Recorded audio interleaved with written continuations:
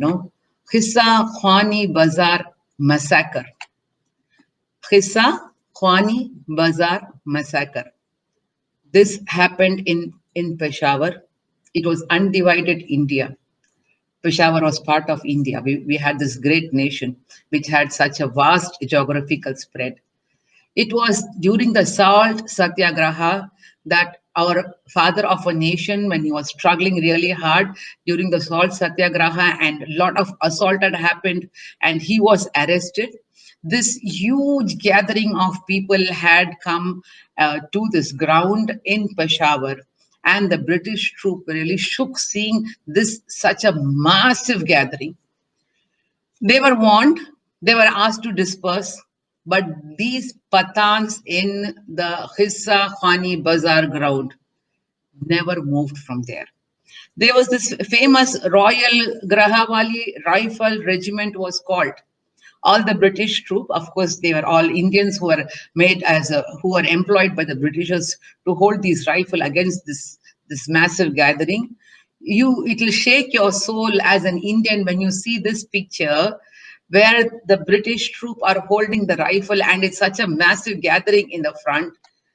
And in the gathering, the very first row of the Pathans of Peshawar who were standing there, the very first row was filled with small children and young boys.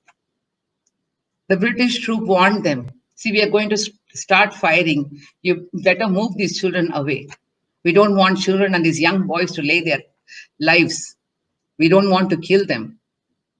And the leader of these young boys and these young teenagers was this smart young man, this Pathan, standing there and telling, you can do what you want, but our fathers have taught us that we will stand strong to get the freedom of our motherland.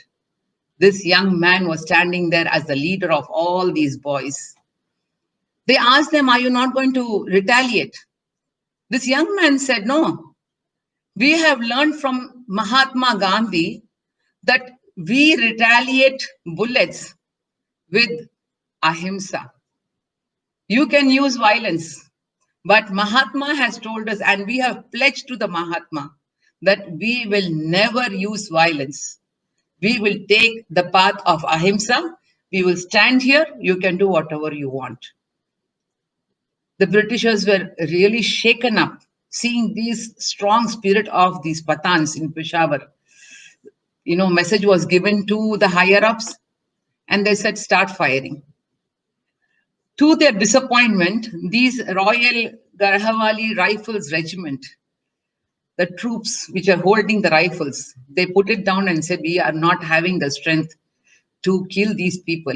We have seen enough bloodshed in the Jallianwala Bagh massacre. We don't want that to be repeated here. So the Britishers themselves took the rifles and they started firing left and right. Not a person moved from there. History records, as they went on firing, the first line of people fell down. From back, people came, took away their bodies, and the second row came in the front. This firing happened from 11 in the morning to 5 p.m. in the evening. The Britishers did not have enough bullets to kill more people.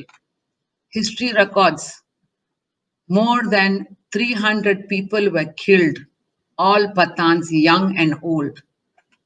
This leader who was standing there went on to become the great representative, the great freedom fighter, who was known as the Frontier Gandhi, the great Pathan, Khan Abdul Ghaffar Khan. The Frontier Gandhi was the name given to him. He started his organization, Khudai Khidmatgar, service, people who are doing service to God, who spread ahimsa. Khan Abdul Ghaffar Khan was given a posthumous Bharat Ratna, the highest award, gallantry award by our nation. And in that, it is recorded that Khan Abdul Ghaffar Khan, though he led a life up to nearly 90 years, more than 50 years of his life was spent behind bars. He was imprisoned again and again, repeatedly by the Britishers. And he led his life in jail for more than half of his life.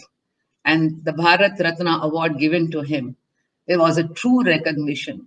For this Pathan who did not, now we call it as a boundary, right? Afghanistan is another country, but then he was an Indian that time. And it was not an Afghani or a Pathan who stood for the nation. It was not a Muslim, but as an Indian, he stood there for this nation.